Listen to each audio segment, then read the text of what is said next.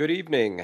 Welcome to the April 11th, 2023 Development Review Commission hearing.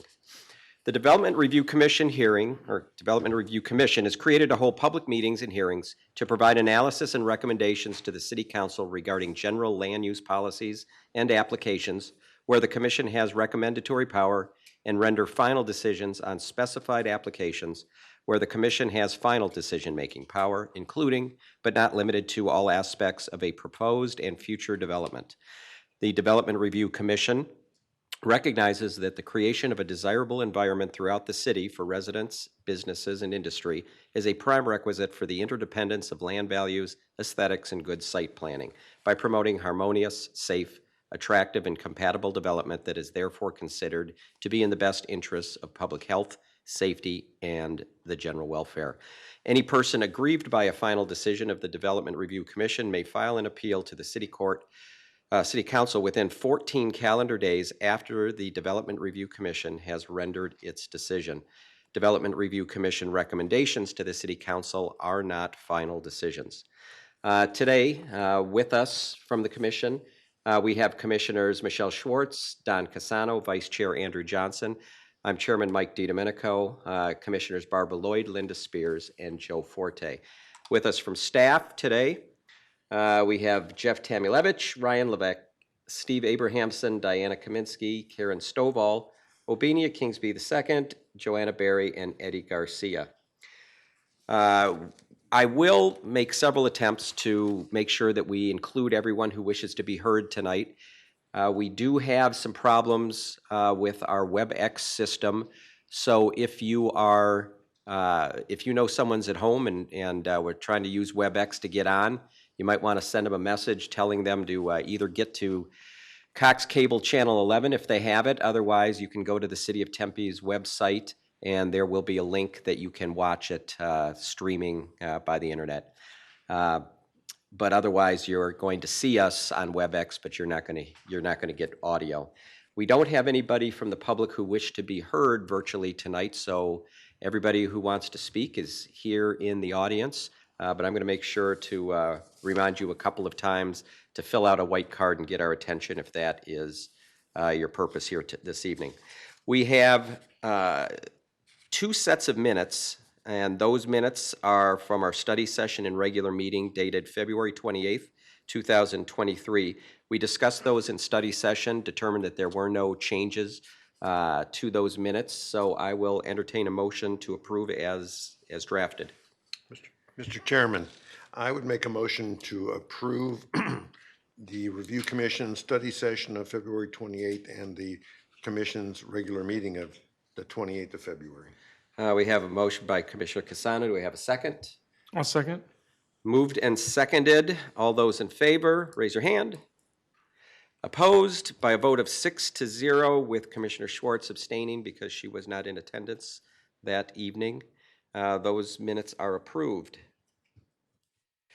We have 2 cases that in study session we have identified as being proposed for our consent agenda. And what our purpose is in the consent agenda is by one single motion and vote to pass both of these cases. So the 2 cases to be considered as part of the consent agenda are items number 4, which is Bonfire Craft Kitchen and Tap House, and item 5, which is the Rio 2100 residence. Is any member of the public here to be heard on those cases? Seeing none, I will entertain a motion to approve the consent agenda. I move for the approval of consent agenda, including items 4 and 5. Do we have a second?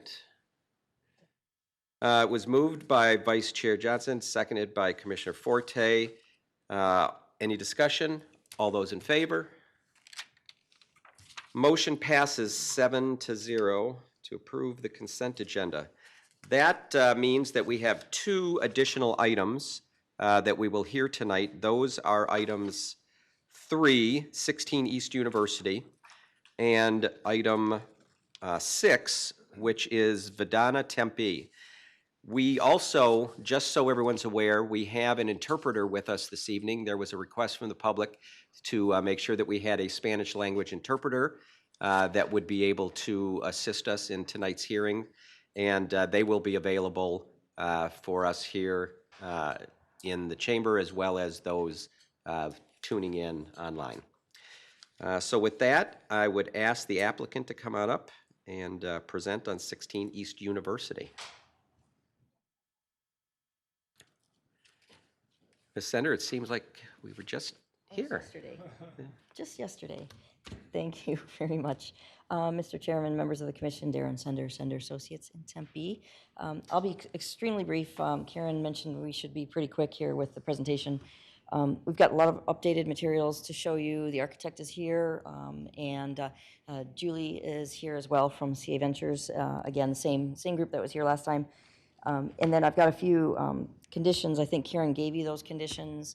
Updates, we're fine with those. Everything looks good. I think it's looks like number 7, 8, 19, 20, 22, 23.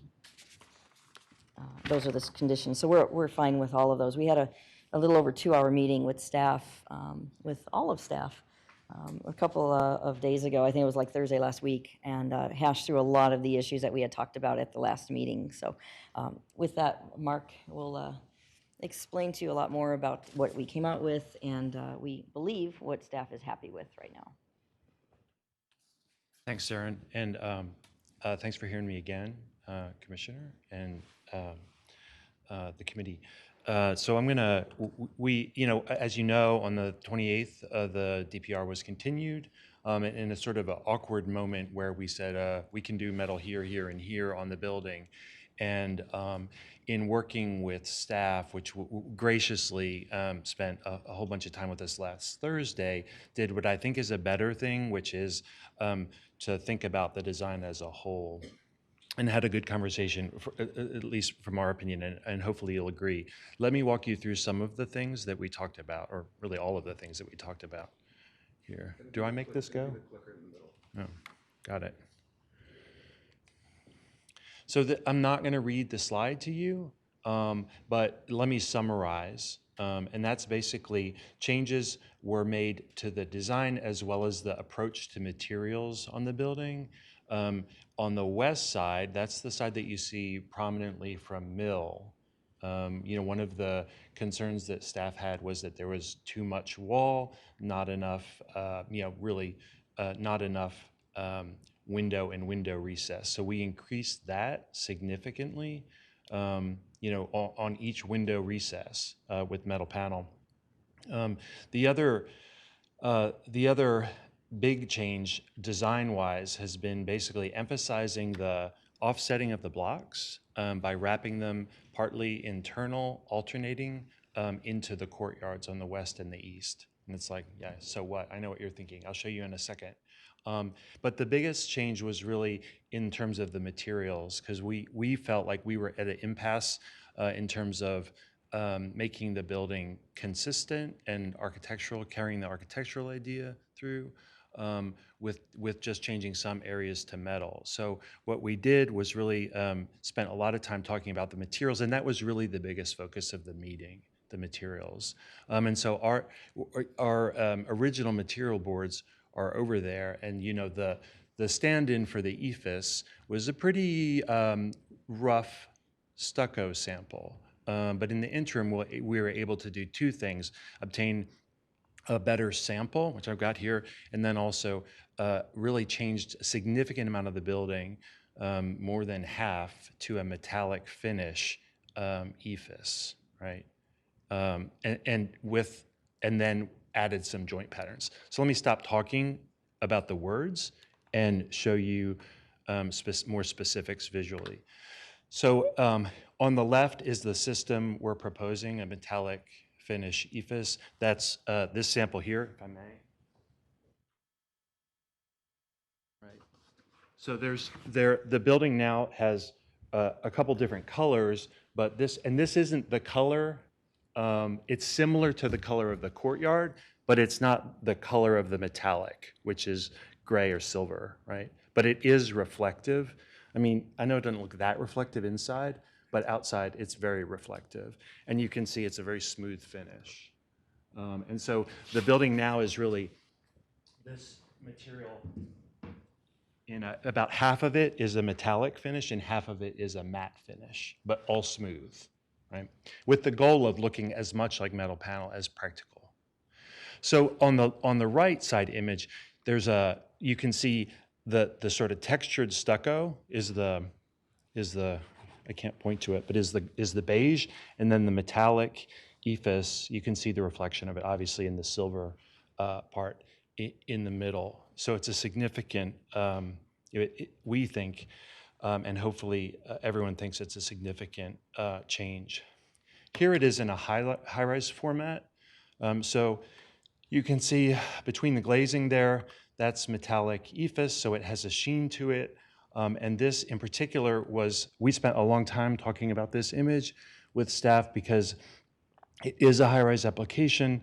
It also, I think, led to some discussions about joint patterns because metal tends to have smaller pieces, more joints. And so kind of what I think was a productive conversation was the idea of basically increasing the joints, making the joints more prominent on the metallic ephes areas and making as a way of differentiating the blocks, right? So on the left side is previous. There have been a lot of versions, but this version was the previous submittal to the city. And on the right is sort of the result of our discussions. So a few things to note, or if you're looking at the upper floors, you can see there's the lightest gray, a medium gray, and the medium gray blocks, the residential blocks that alternate, 2 on the north side, 1 on the south side. Those are all this metallic ephes in a pewter color, not this blue-green, with more joints. And you can see the joint pattern a little bit. It trends horizontal. Again, that's the middle block on the right, the middle gray, as a way to differentiate those. And I think what I'm you can also see the gray blocks wrapping around into the courtyard, covering it the green a little bit. And so what I felt like what I'm kind of excited about is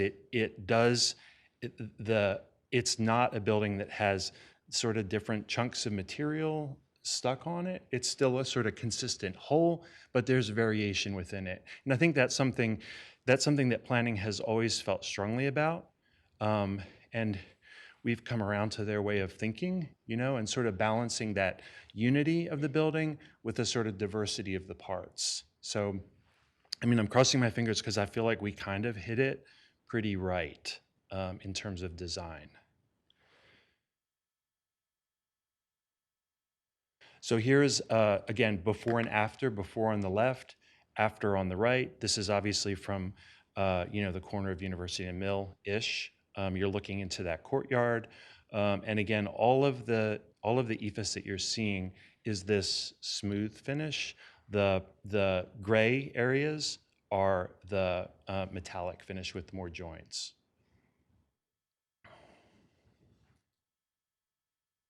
There's some smaller things too that we discussed that aren't as critical, but I think that's one of the good things that came out of the work session.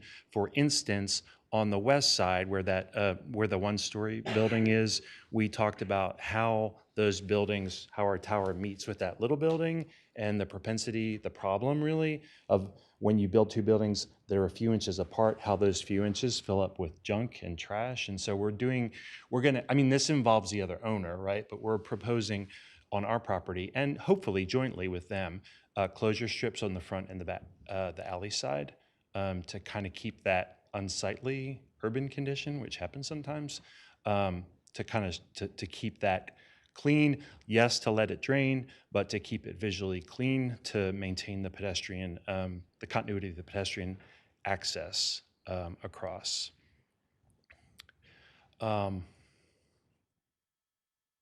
And then balconies, Juliet balconies, we added those too. And here's a little bit more. I'm hoping you can see the joint pattern a little bit better here. You know, these are very they're straightforward from the digital model. So they're not, you know, no fancy renderings, so to speak, but you can see on the left, kind of original, and on the right. And this is a good, in my mind, a good way to see the increase of the metal panel, the recess on each of the windows on the west side, and then also the additional horizontal joints that break up the metallic ephes as a further contrast. And again, that whole idea of the sort of melding that parking garage into the rest of the building with this horizontal blocking moves, I feel like all of these changes reinforce that idea of a sort of diversity within a consistency.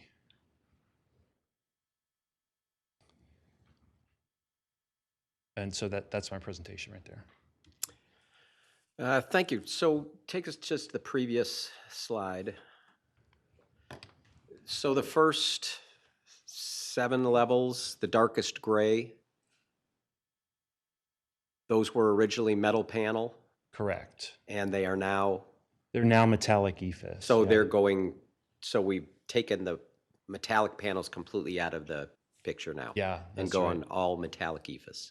Yeah. And describe metallic ephes. So I see the application of ephes all over commercial buildings.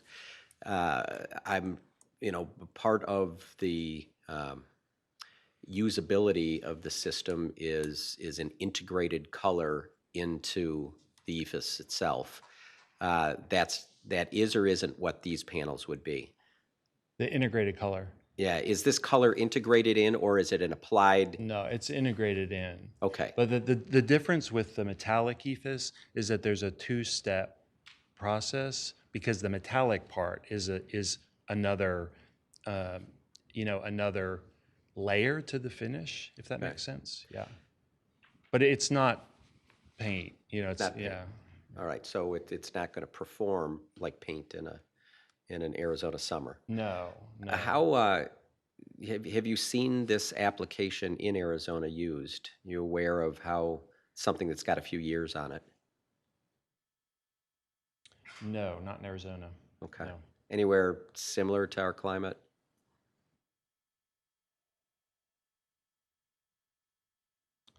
No, not that I can think of. Okay. No. Mm-mm. All right. Commissioners, other questions? No? Yes, Commissioner Lloyd. Thank you, Chair. To follow up along those lines, can you talk about its durability in other climates, or how it stands up to weather, sun? Doesn't have to be Oh, Phoenix, yeah, just in sure. general. I mean, it's very similar.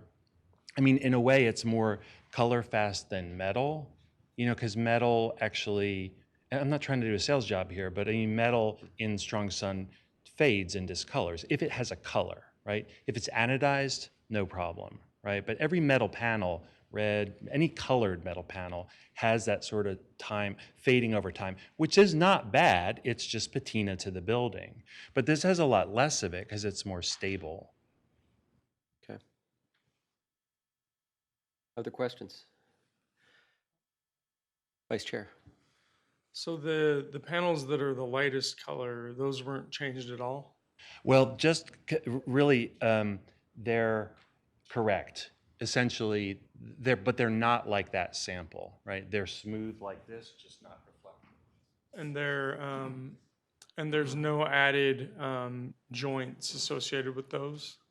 There is not. Okay. No. And I think that was the sort of thinking of, really making the other blocks have more detail and reflective was a sort of contrast idea, right? And then on the next slide, I wasn't understanding what's going on in the lower 2 images. Oh yeah, I didn't mention them, and Okay. that's 2 things are going on. On the left was really what we had proposed before. On the right, we're just showing the Juliet balconies, which Oh, occur in a okay. 2-bedroom Okay. and then also a studio. Also, I think there was a concern. There was really there was a conflict in our documents about what that on the right side, that material that has corrugation to it. It was called out as EIFS, it was called out as flat metal panel and then corrugated metal panel. But in the work session, we basically, it came to corrugated EIFS, so the color will be more consistent with the rest of the EIFS on there, and also changed from a wavy profile to a more rectilinear profile. So it's trying to, that was one of the smaller changes I had mentioned too, that I didn't go into detail on, but that's what this slide is about. And then my last question is, and it was already touched on a little bit, but the lower level, the parking garage, was changed from metal panel to EIFS. If I'm remembering our conversation correct last time, we had said that we would like to see less EIFS and more alternatives. So can you describe why you went from metal panel down to EIFS? Yeah, Or I well, shouldn't say I mean, down one to, but- reason probably is not going to be very convincing, which is a cost reason, but the other reason is really the idea of adding the joints, the contrasting joints, and adding more of them was to really make it look like metal panel, because you can do very big areas of this EIFS and not have joints, but it's kind of a dead giveaway. You can't do metal panel without a fair amount of joints. So it's really to make it look like metal panel, and the look will be more consistent if we can carry that around the bottom as well. Now remember the bottom, and just the bottom is actually that we're talking about is actually 20 feet in the air because we've got that masonry base to the building. But it was a compromise in a way, but also for consistency. I lied, I have one more question now. The metal finish EIFS, how long has that product been around and used in commercial applications? I think, if I'm completely honest, I don't know. I know it's at least been around for 7 or 10 years, but I don't know for sure. Yeah, it's not like a brand new technology, but it's not 20 years old either. And I'm not an expert in EIFS, I've just learned about it more recently in my career, but how long has EIFS been used in general? Do you know? I feel like I'm not a taking an test. architecture exam and I'm gonna fail. I'm just curious, like how recent is this change? Late to this? 70s. Oh, okay. Late so a very, 70s, very that long time. became a predominant commercial building material. So the metallic finish is much more and recent. really, actually, I have a little geekness to add, which is really it was the 73 oil embargo crisis, energy that really that pushed commercial buildings in particular to have exterior insulation, which is the most effective kind, and that's really what drove the evolution of this system. I get excited when I know something and I can share it. So, thank you for listening. I like that. Just throw out random facts.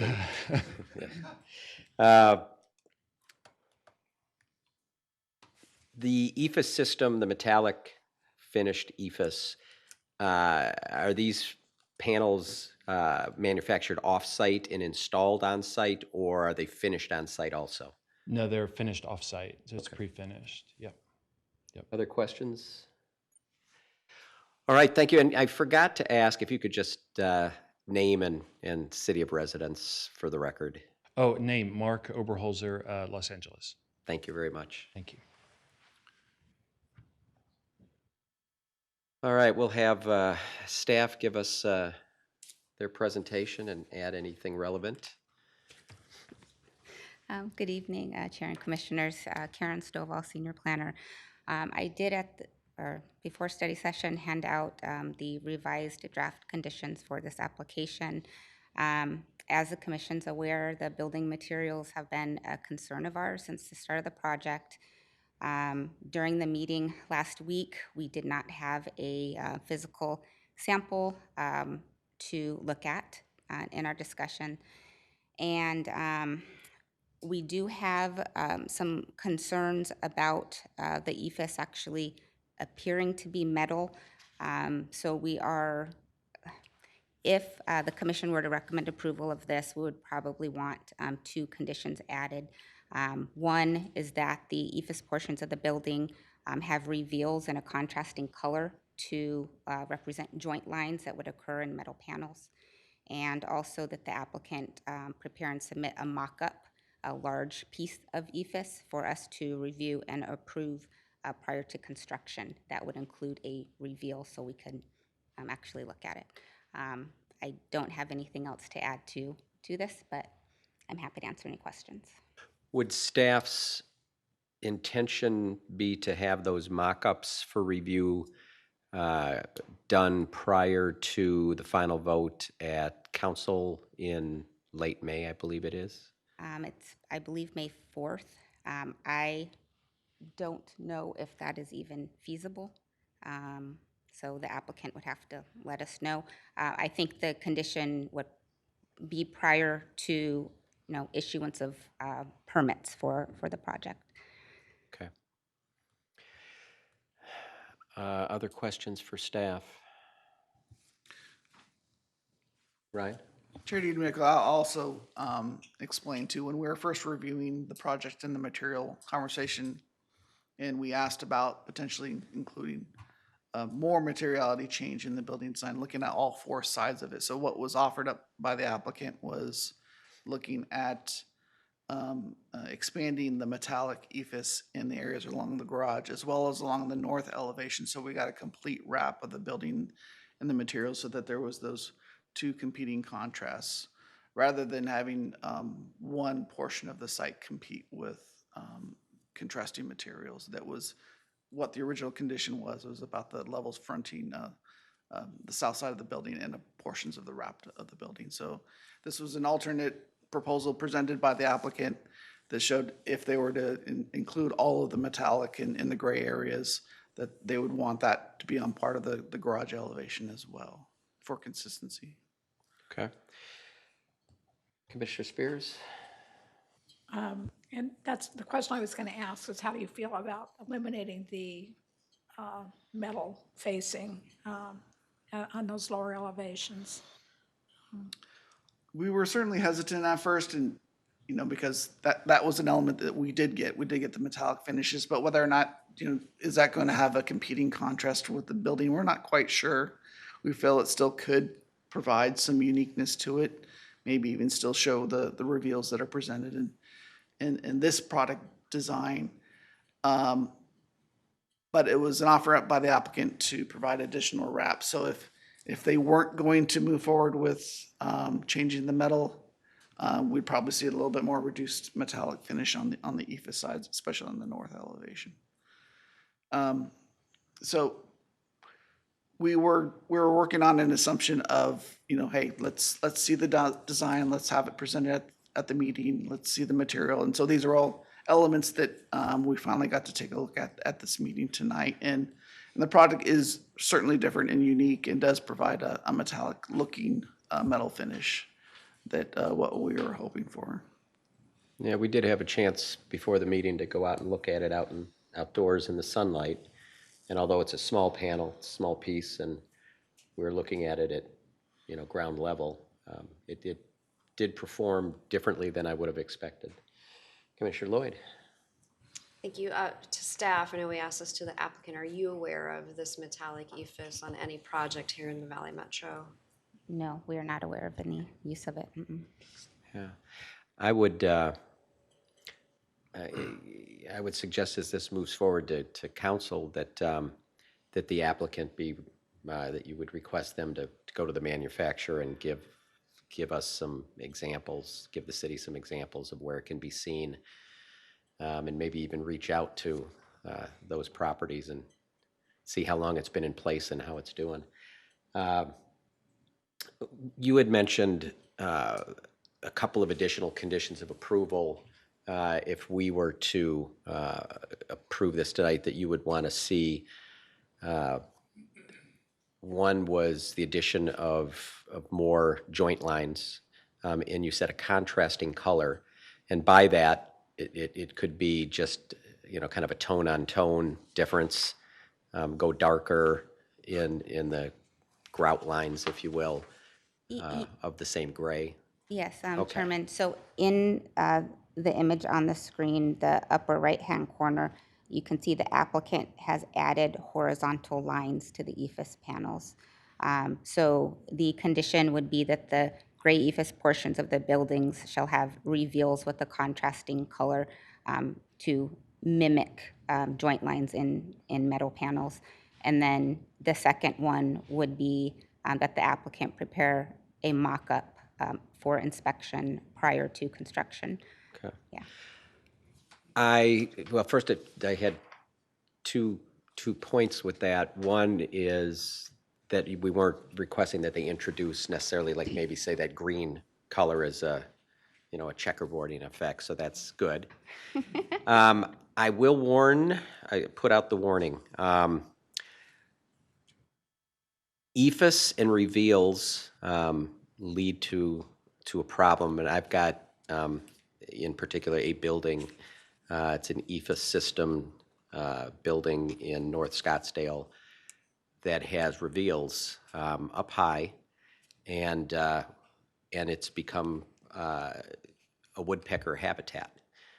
It gives them the foothold up high in the building to perch and peck.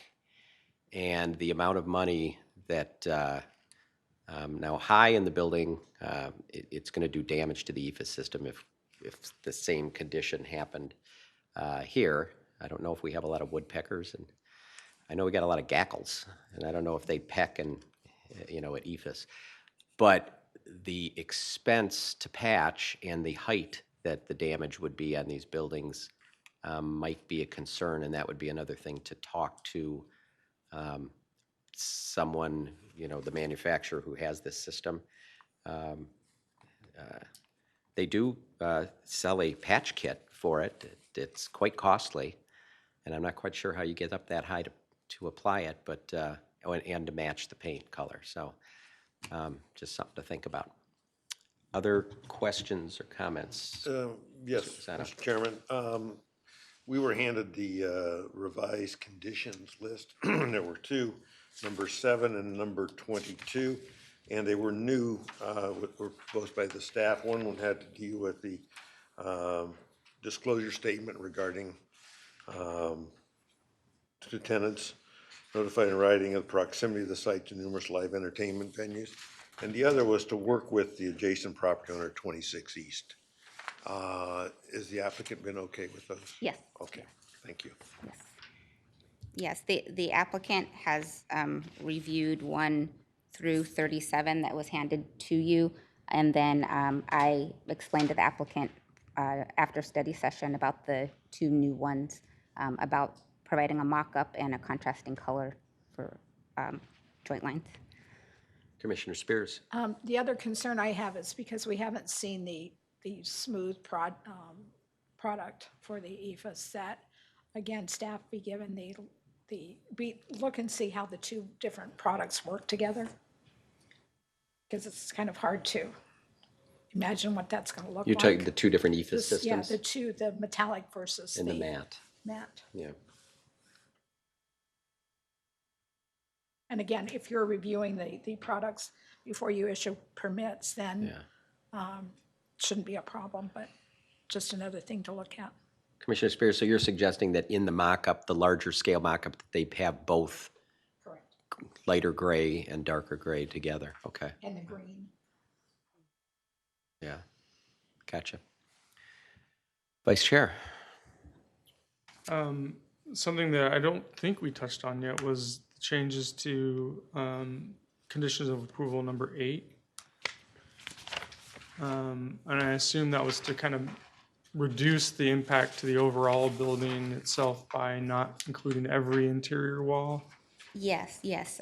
So in the meeting last week, the applicant presented a plan to demonstrate on one of the floors that they would be able to provide that 55 STC between bedrooms in adjacent units, since the concern is noise from neighbors. So they're already achieving that from the exterior of the building. So they're able to do an average basically, and make sure that that 55 is between walls within, is in walls between bedrooms. Yes. Okay, so there will be walls that are not bedrooms, so the kitchen, the living room, and so on and so forth. Those would just be the walls that they had previously proposed. Yes, yes, and I can have the applicant come up to discuss that further. I don't remember the numbers on what the average is, but there's like an average of 53 or 54, I think, between units, and then they're meeting the 55 between bedrooms. Okay. I don't know if they have I don't know if that's in the presentation or not, but. Try to find it real quick. Basically, let me see if I can get to it. No, I'm wasting your time, but I can show you basically and I can't point to a mouse, but basically these units that back up to each other. So we have kitchens and bathrooms have double walls for the plumbing chases. So those are 58 STC, so they're better. And so our average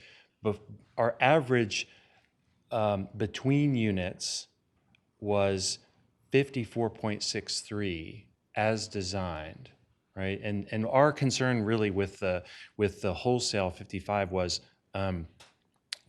adding too much sheetrock and losing ADA clearances.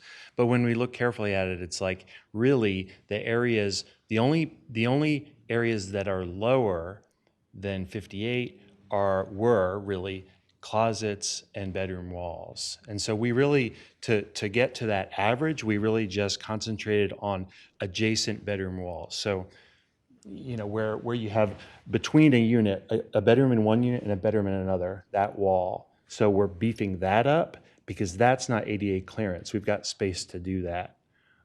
So we cross over 55 easily with an average, and a lot of the walls are more just because they're double walls, if that makes sense.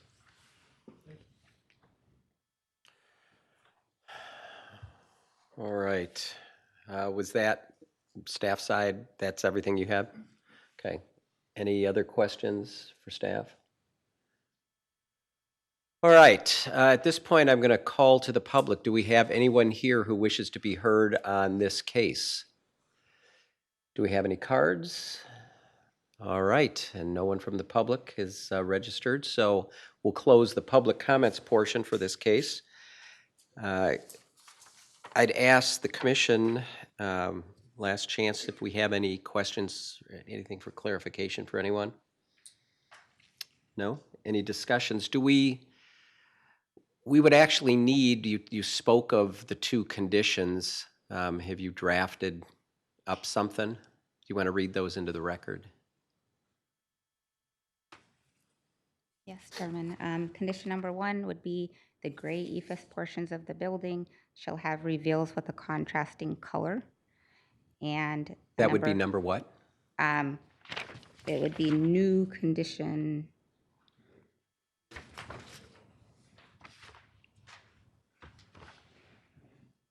Well, we can add it on at the end, 39, I guess. Number 19.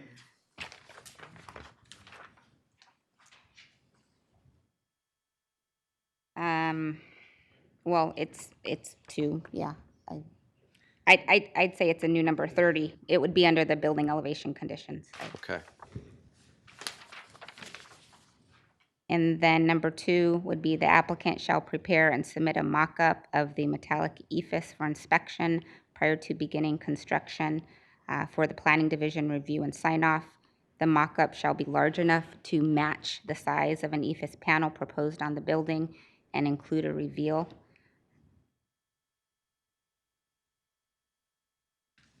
And I think we've suggested it be larger than a single large ephes panel because they'd need to put all 3 colors in that wraparound condition. Okay, so that's good. So we know what the additional conditions would be should we move forward with an approval.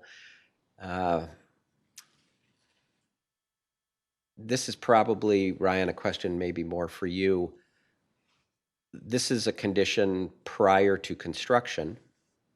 So let's take the jump here that it gets through this process and council with approvals.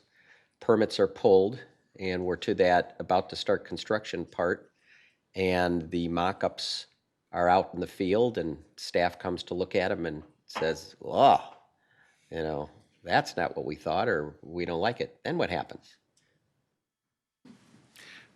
Chair, commission members, the intent of that condition specifically is to avoid the potential concerns for value engineering, forgetting about including that component of the metallic paint. We've got a sample here that we intend to look relatively similar to that in design. We know it's not going to be the same color, but we hope to have a life-size mock-up that we can actually see those reveals, see the two different color contrasts, and make sure that then the construction team applies those materials correctly in the right locations. So at this, And that's the goal, is to avoid value engineering the project. so in at certain that point, areas. it's really more about making sure that they're meeting the installation standards that staff's expecting with this new set of materials. Okay. Correct. And if we have any diametric opposition to one another, we'll probably be coming back to you to talk about Okay. it. But it's probably not back to the drawing board. It's just, hey, let's tweak the way we're installing this or constructing this. That's the Okay. intent. All right, I appreciate it. Thank you. Discussion, commissioners, motions, whatever's. Vice Chair. I move for the approval of PL 220343. Period. With the conditions of Sorry. approval. Yes, with the revised conditions of, the additional conditions of approval.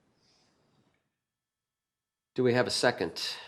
It's been moved by Vice Chair Johnson. Do we have a second to that motion?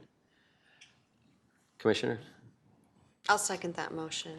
And we have a second from Commissioner Lloyd. Any discussion on the motion before we call for a vote?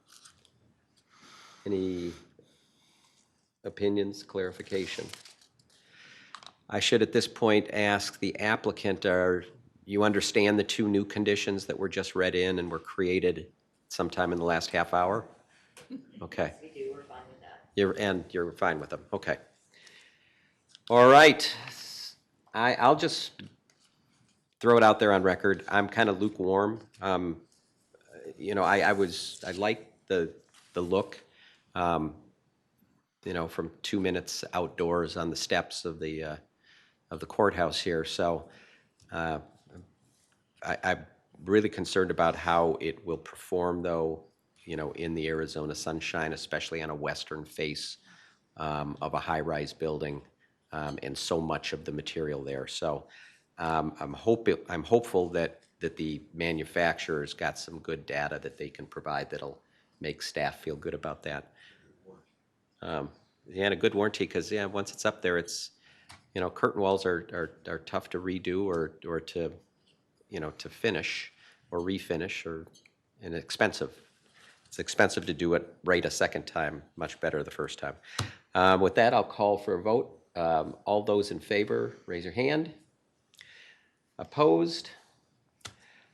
Motion passes 7-0. This item now will go to City Council, the next scheduled City Council meeting on? April 20th. So for those of you at home or in the audience who wishes to follow this case, April 20th. What is it about 4/20? There's something about that date. I don't know.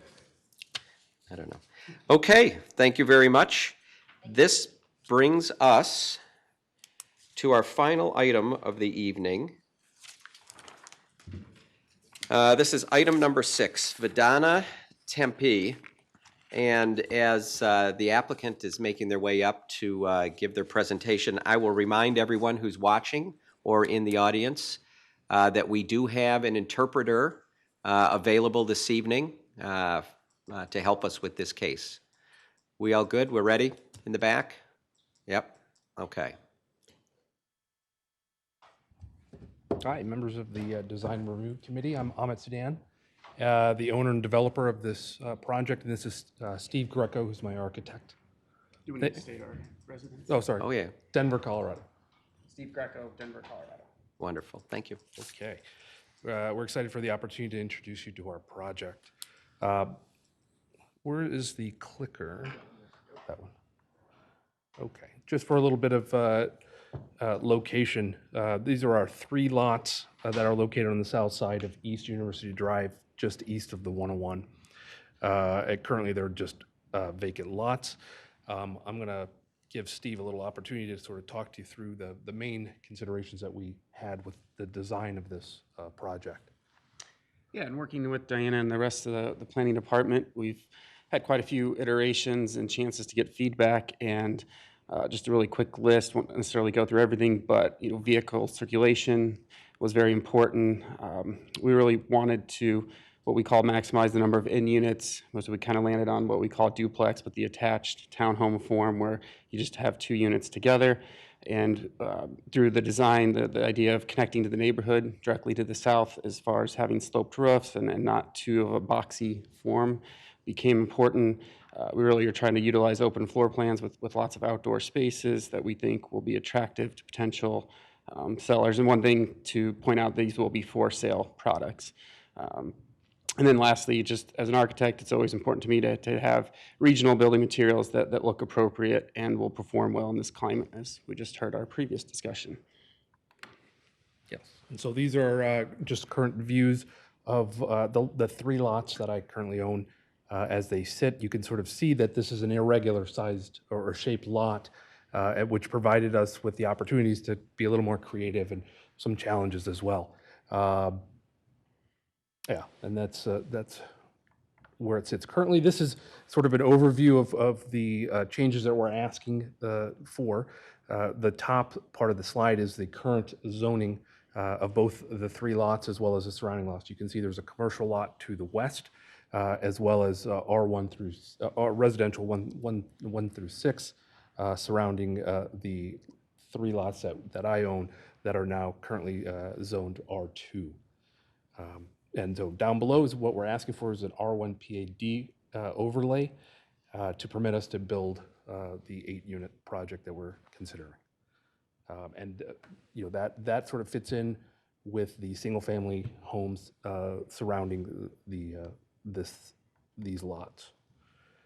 This is just sort of an overview of where we are today, which is the R2, the surrounding residential zoning, which is 1-6, as well as the R1 PAD. And essentially, what we did as we sort of tried to develop this project is we referred to the 2040 Tempe General Plan, which is zoned for medium density in this area, and we've sort of conformed to that with the R1 PAD overlay, asking for 2 additional units than we're currently entitled to build on that lot, on those 3 lots. And so this is our actual site plan. You can see from the site plan we have 4 buildings, with each having 2 units. The ones at the top of the screen are what we're calling Type A at the moment, and the bottom 2 are Type B.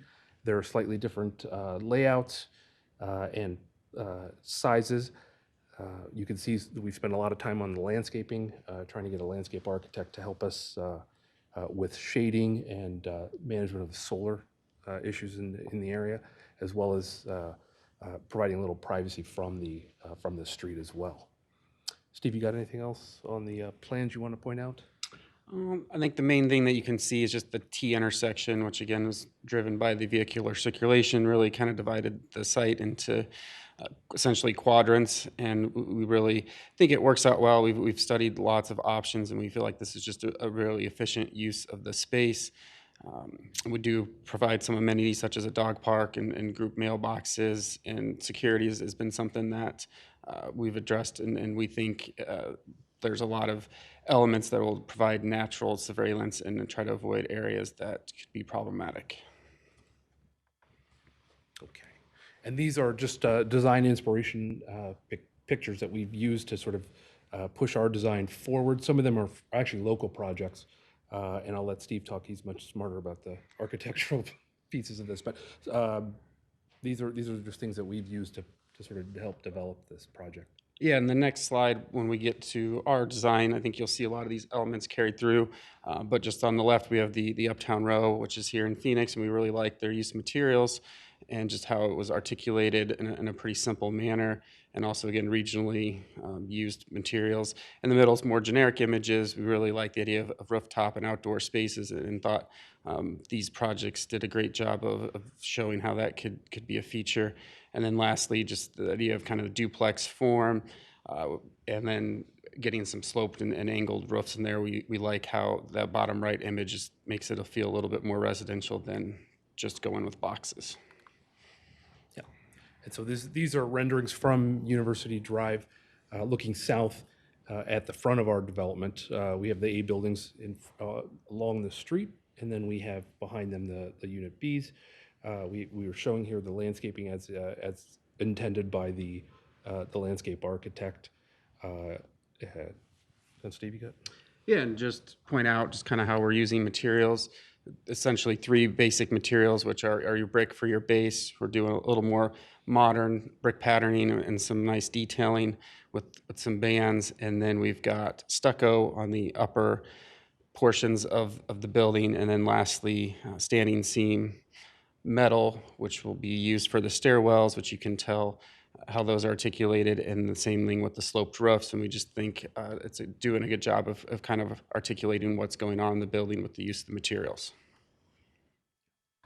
And then these are just some additional renderings of from other perspectives. This is from the south looking to the northwest. Again, looking at the building B in more detail from the side. And the opposite direction, also from the south. And this is the rendering of the front of the building, again, from University Drive street level, showing the A units in the front and sort of the view from University Drive. This is a rendering from essentially the center of the development with the B buildings to the left and the back of the A units on the right.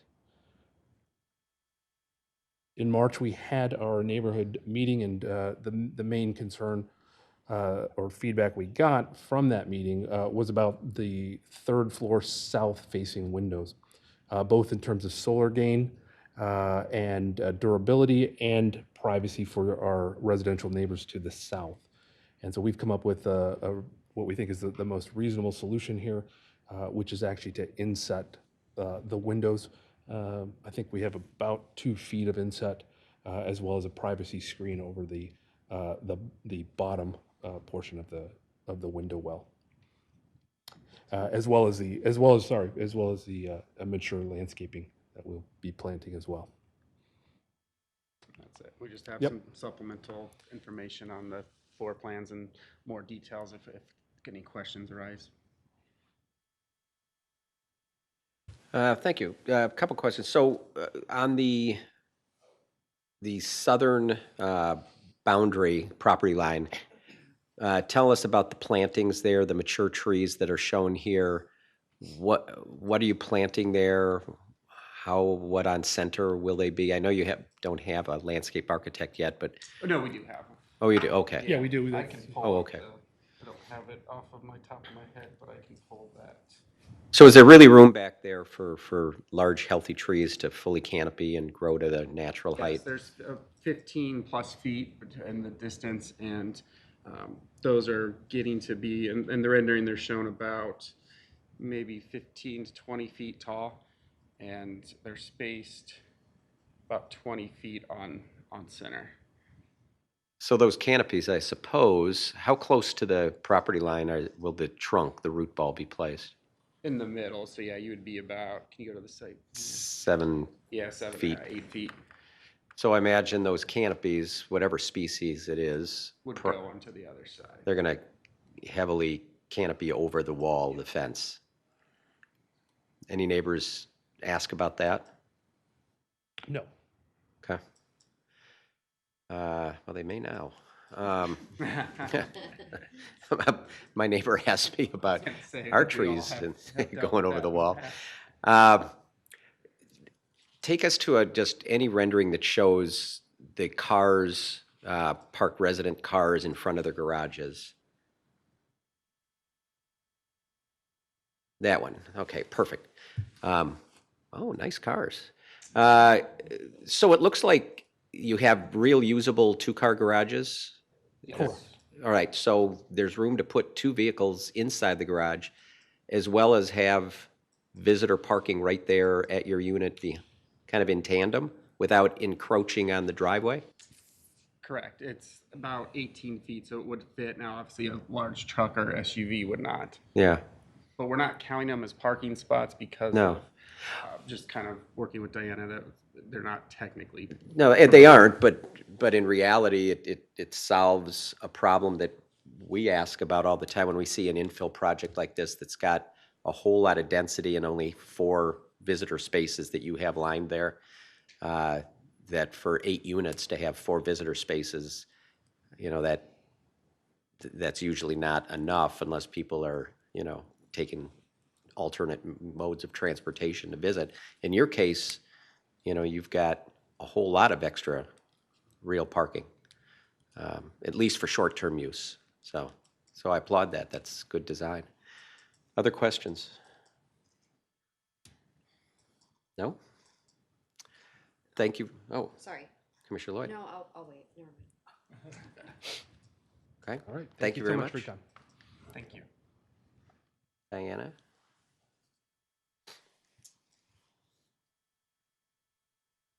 Staff presentation. Good evening, Diana Kaminsky, Senior Planner of Community Development.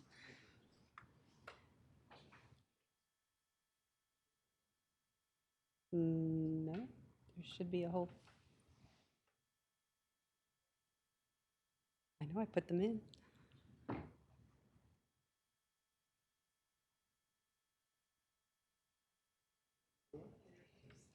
Okay. Well, they are asking for a zoning map amendment to go from R2 to R1 PAD. The PAD overlay is to modify the development standards specific to the design of their development. They are not asking for an increase in height. They're trying to respect the single-family standards in terms of the setbacks and the height for the massing of the buildings. They did explain a little bit about the details of the 2 different unit types, and I'd like to go into those in a little more detail. They are 3-story products. The ones on the north side facing University have balconies that face to the north on University, and the ones on the south also have balconies facing to the north. So there is privacy within the development itself, but they were also very conscientious of not having balconies addressing the neighborhood to the south. They don't have traffic access to the neighborhood. Everything is oriented to University. They did use the commercial standard detail for refuse, and that was because of configuration of the site and trying to get enough room for bins. We were having a challenge with infill sites and providing refuse collection, so this was a detail that Development Service or Solid Waste was willing to work with them on this, even though it is a single-family product. They will be required to do a plat as part of this process. We have the rest of the drawings. Okay.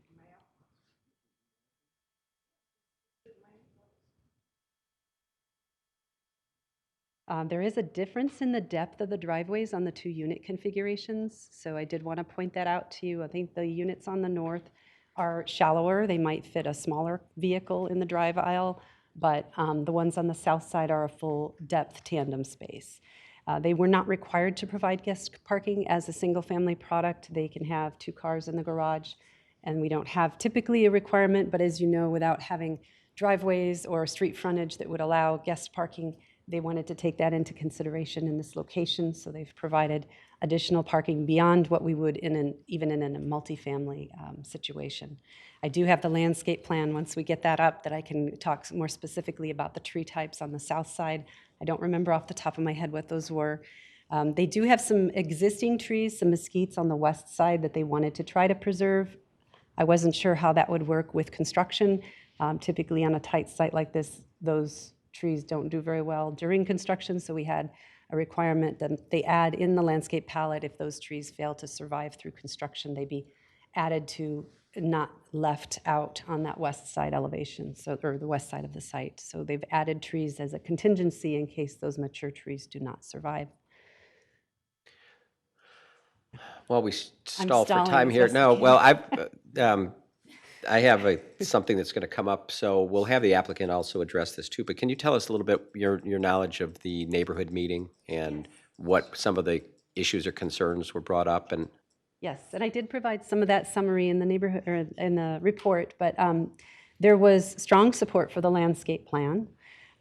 There was mixed support for the design. Some residents liked the design, other ones wanted something more traditional.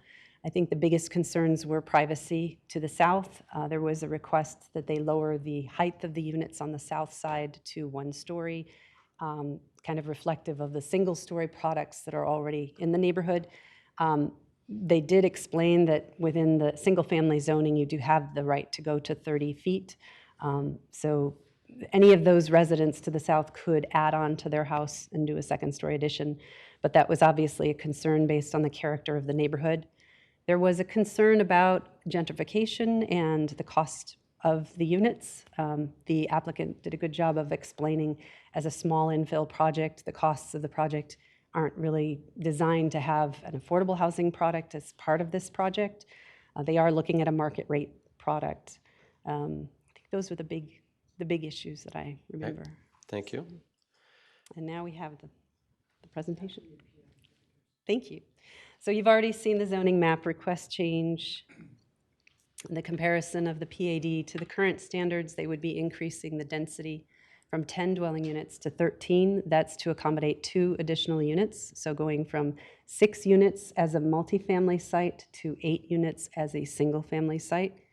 No change to the height, no change to lot coverage or landscape area.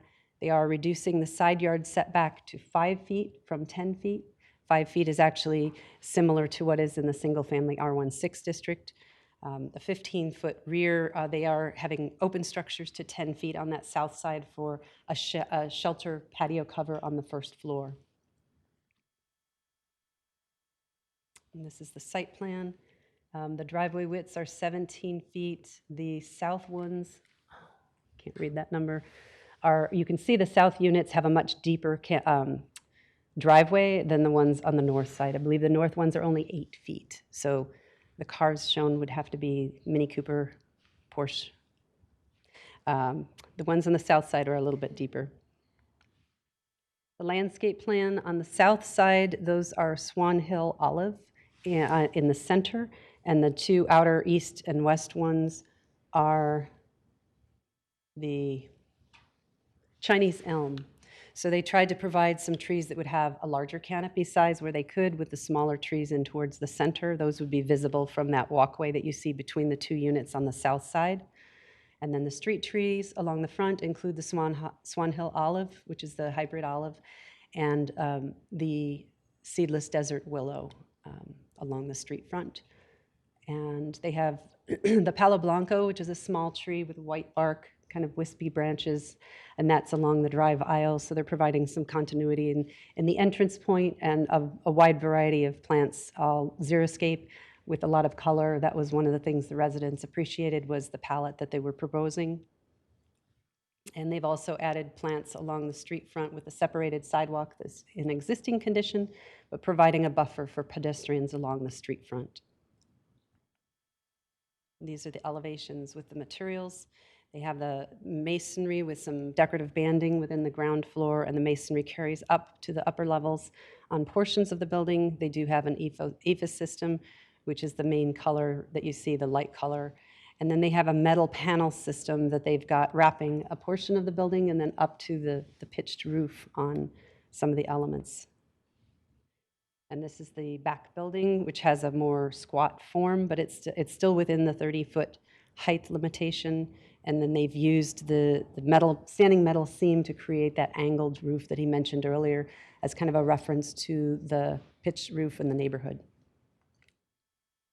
This is the street view with the elevation of the landscape. And they have a breeze block patio along the street front with a row of agave. One of the things that came out of the neighborhood meeting was security for those residents.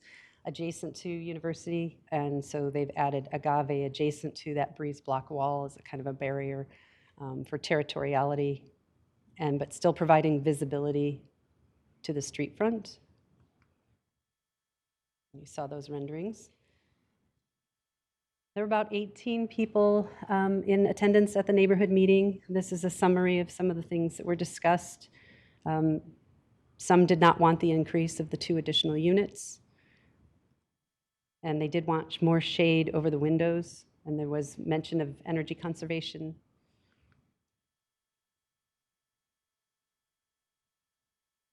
After the neighborhood meeting, the applicant revised the plans to address some of the comments that came out, and those changes were noted in the summary from the meeting that they provided.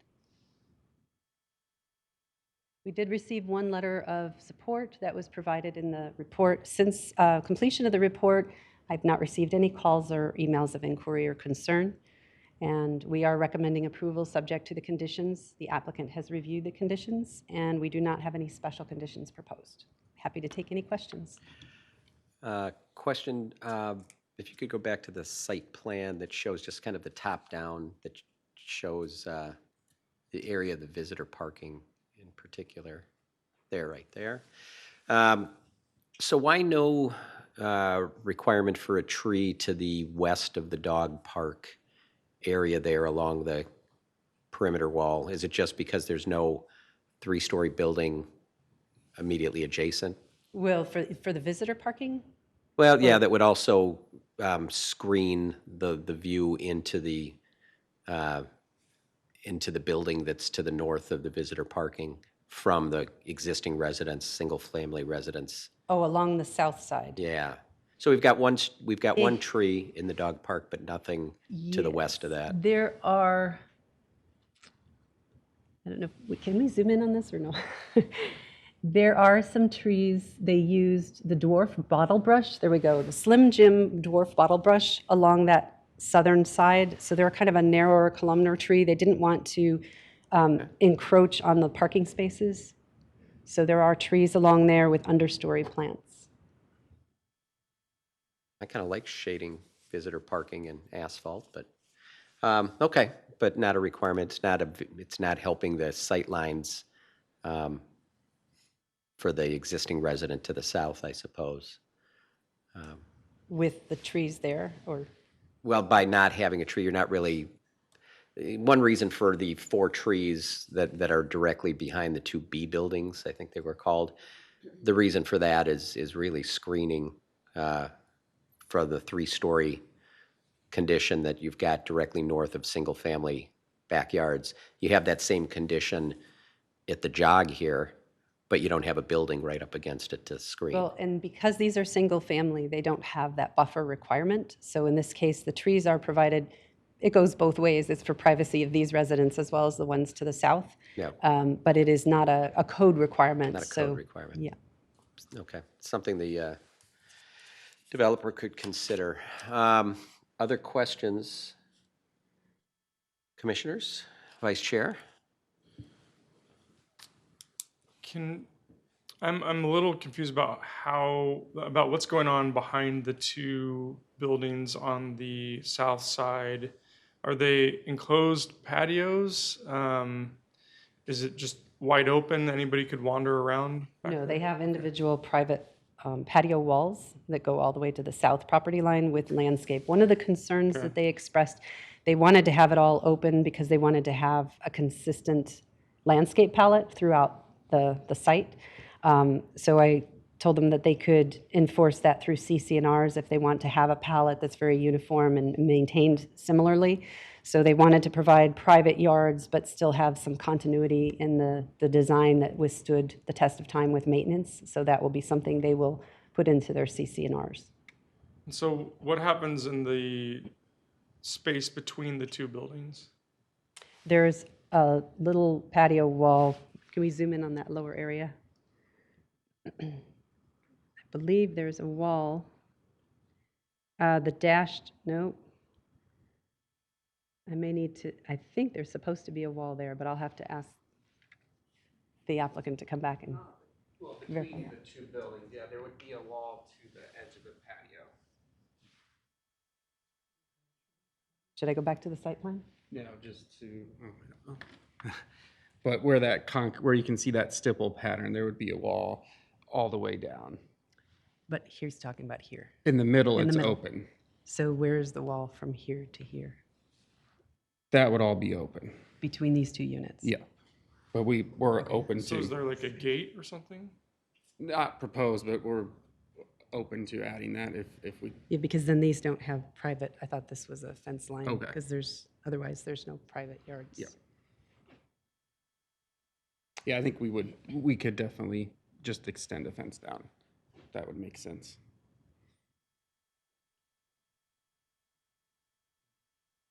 Okay. Other questions? Commissioner Schwartz? Yeah, I just had a quick question. This is outside of the Victory Acres, is that correct? The cultural resource area? How does that relate to this property? It is outside of the cultural resource area facing University. Okay. Yeah. But it's still part of that area in terms of the character area plan.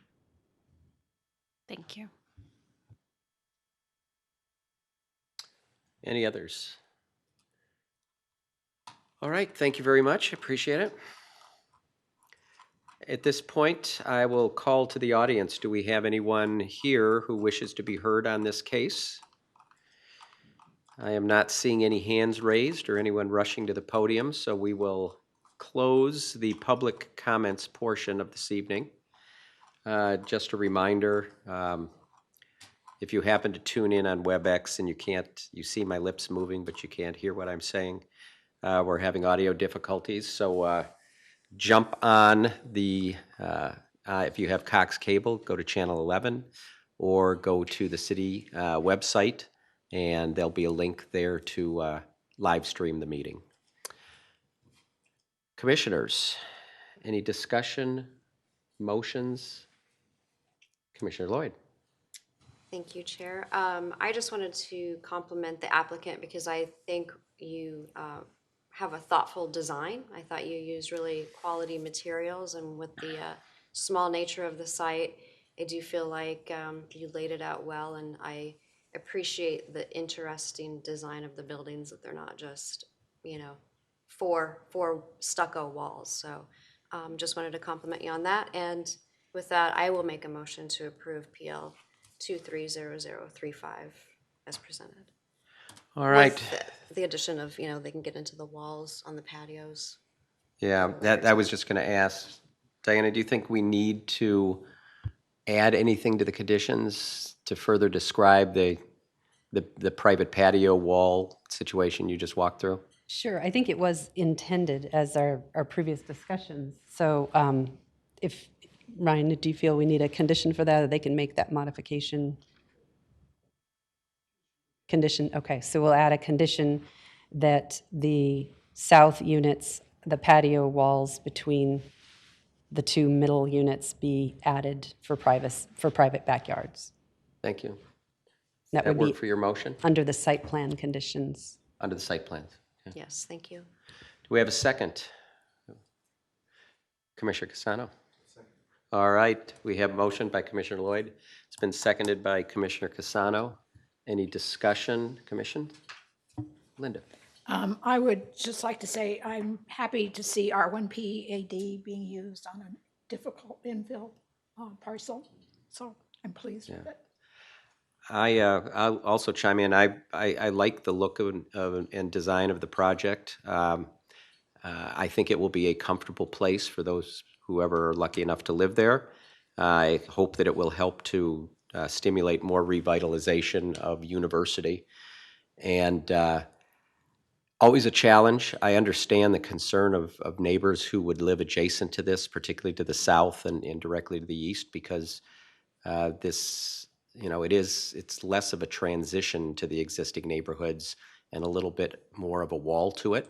But it's within the height restrictions given by the zoning code. And I like the look. And I think they've done a lot to try and screen and protect privacy for both residents of both properties. Other comments, Seeing none, I'll call for a vote. All those in favor? And opposed? Motion carries 7-0.